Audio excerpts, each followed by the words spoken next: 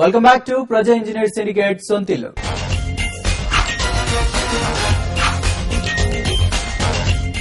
ఆంధ్రప్రదేశ్ నిర్మాణ రంగంలో వివిధ పదవులతో కీలక పాత్ర పోషించిన శేఖర్ రెడ్డి స్వస్థలం వరంగల్. హైదరాబాద్ సిబిఐటిలో సివిల్ ఇంజనీరింగ్ పూర్తి చేసిన శేఖర్ రెడ్డి దేశంలో మధ్యతరగతి ఇళ్ల నిర్మాణంపై ప్రభుత్వ విధానాల్లో మార్పు తెచ్చేందుకు తీవ్రంగా ప్రయత్నించారు. క్రెడాయ్ జాతీయ అధ్యక్షుడిగా తెలుగు తేజం శేఖర్ రెడ్డి ఎన్నిక కావడం సర్వత్రా హర్షం వ్యక్తమవుతోంది.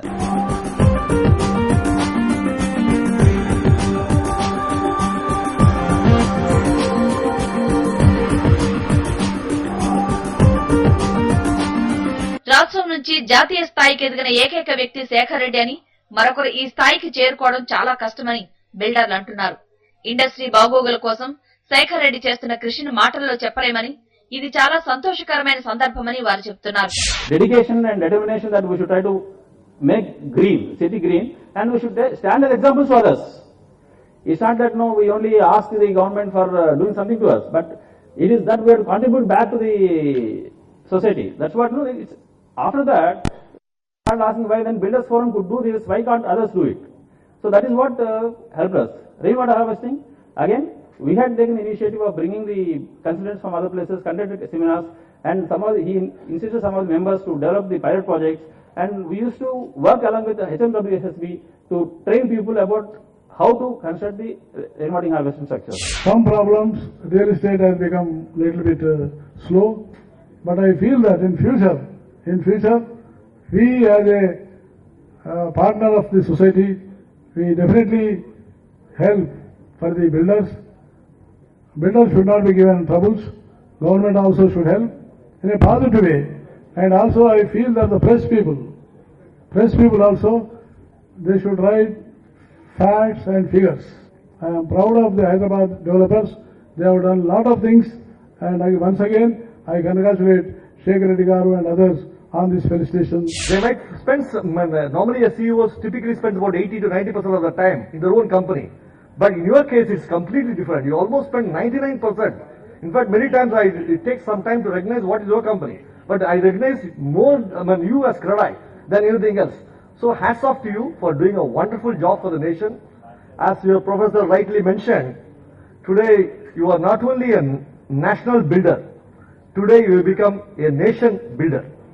So thank you very much and best wishes to you all the best. I'm not just only here to congratulate what has done, but to tell him that we have many expectations from him for what is to be done in future. And for the country today, as Mr. NVS Reddy said, we need a builder's profession of the 21st century. We don't have yet. We all have big stakeholders. Our country needs a lot of housing, and the country is very poor. And the government has been spending a lot of money, wasting, I should say, a lot of money. And common man will never get a house if only we go through the government programs. గత 2 ఏళ్లుగా స్తబ్దుగా ఉన్న reality వ్యాపారం ఈ ఏడాది ప్రారంభం నుంచి జోరు మీదుందని బిల్డర్లు అంటున్నారు.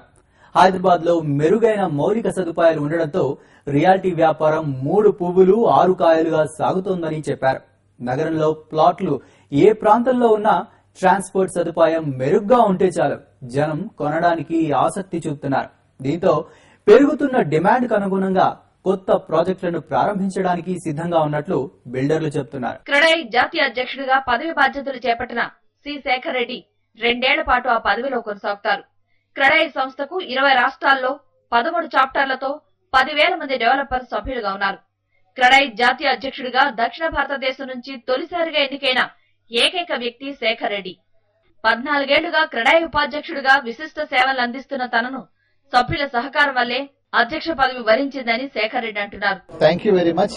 మీరు గత 27-28 సంవత్సరాల నుంచి కూడా మన ఆంధ్రప్రదేశ్ లో ప్రింట్ మీడియా గానీ, తర్వాత సబ్సిక్వెంట్ గా ఎలక్ట్రానిక్ మీడియా గానీ కూడా బిల్డర్స్ యొక్క ఇష్యూస్ ని కూడా టైం టు టైం చాలా ప్రాపర్ గా ప్రొజెక్ట్ చేస్తూ గవర్నమెంట్ దృష్టికి తీసుకెళ్లినారు. టాక్సేషన్ లో కూడా కొంత రేషనలైజ్ చేశాము. అల్టిమేట్ గా ఓవరాల్ గా మన ఇండియాతో చూస్తే ఆంధ్రప్రదేశ్ లో చాలా వరకు మనము కొంత బెటర్ పొజిషన్ లో ఉన్నామని చెప్పొచ్చు. ఈవెన్ ప్లాన్ శాంక్షన్ దగ్గర కూడా కొంత తక్కువ టైంలోనే మనకు శాంక్షన్ అవుతున్నాయి. వేరే స్టేట్ లో టైం ఎక్కువ తీసుకుంటుంది, 2 years 3 years కూడా తీసుకుంటుంది. ఇప్పుడు ఓవరాల్ గా గవర్నమెంట్ కొన్ని చర్యలు చేపట్టింది. మేము దృష్టికి తీసుకెళ్లినప్పుడు కొంత రెవెన్యూ పరంగా దృష్టి పెట్టుకొని చాలా వరకు డిపార్ట్మెంట్స్ అంటే ఈ అఫోర్డబుల్ హౌసింగ్ దృష్టిలో పెట్టుకోకుండా వాళ్ళ టార్గెట్ రీచ్ కావడానికి ఎవ్రీ ఇయర్ కానీ ఎవ్రీ ఆల్టర్నేటివ్ కానీ భూముల ధరలు పెంచడము, బిల్టప్ ఏరియా రేట్లు పెంచడము, కొత్త ట్యాక్సెస్ చాలా ట్యాక్సెస్ పెంచారు. ఒకప్పుడు నామినల్ టాక్సేషన్ ఉండే, సింగిల్ డిజిట్ టాక్సేషన్ ఉండే 20 సంవత్సరాల కింద. ఈ రోజు ఆల్మోస్ట్ 40% టాక్సేషన్ ఉంది. క్రెడై జాతీయ అధ్యక్షుడిగా దేశంలో పెట్టుబడి వాతావరణం కల్పించేందుకు కృషి చేస్తానని శేఖర్ రెడ్డి చెప్పారు. కస్టమర్లకు, బిల్డర్లకు మధ్య వారధిగా వ్యవహరిస్తూ రియాలిటీ రంగంలో పారదర్శకత తీసుకొచ్చి ప్రజలకు ఉత్తమ ప్రమాణాలు, నాణ్యమైన ఇళ్లను అందించేందుకు కృషి చేస్తామని, దీనికోసం క్రెడై సభ్యులందరి సలహాలు, సూచనలు తీసుకుంటారని తెలిపారు. తక్కువ వడ్డీ రేటుతో రియల్ ఎస్టేట్ వ్యాపారులకు రుణాలు అందించడానికి ప్రభుత్వాన్ని ఒప్పిస్తామని ఆయన ధీమా వ్యక్తం చేశారు. లో ఇన్కమ్ గ్రూప్ అతను ఒక 10 లక్షల రూపాయలు పెట్టి ఒక చిన్న ఇల్లు కొనుక్కుంటే, ఒక ఫ్లాట్ కొనుక్కుంటే 10 లక్షలు 4 లక్షలు ట్యాక్స్ ఉంది. సో నేను చాలాసార్లు కూడా మన మినిస్టర్ గారు కూడా చెప్పాను, ఈ విధంగా పెంచడం కరెక్ట్ కాదు.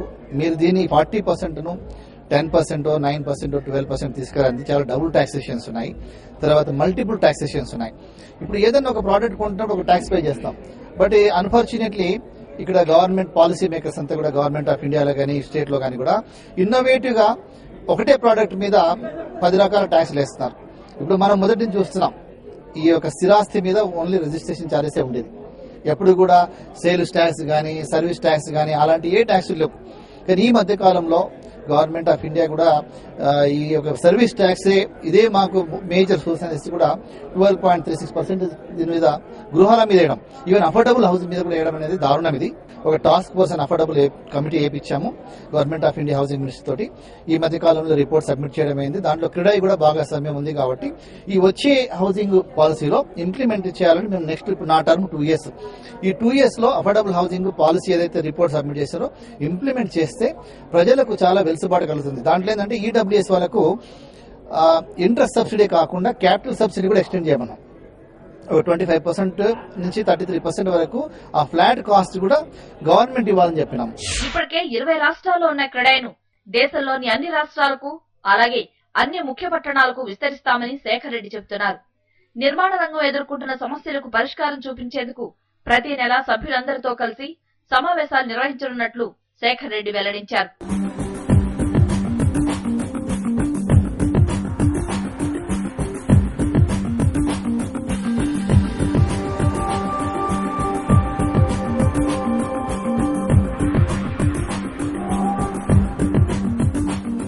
రాష్ట్ర స్థాయిలో చేపట్టిన ప్రతి పదవికి వన్నె తెచ్చిన శేఖర్ రెడ్డి జాతీయ స్థాయిలోనూ చక్కని పేరు తెచ్చుకుని తెలుగువారి సత్తా దశ దిశలా చాటాలని బిల్డర్లు కోరుతున్నారు. ఇవి ఈ వారం ప్రజా ఇంజనీర్ సిండికేట్ సొంతిల్లు కార్యక్రమం విశేషాలు.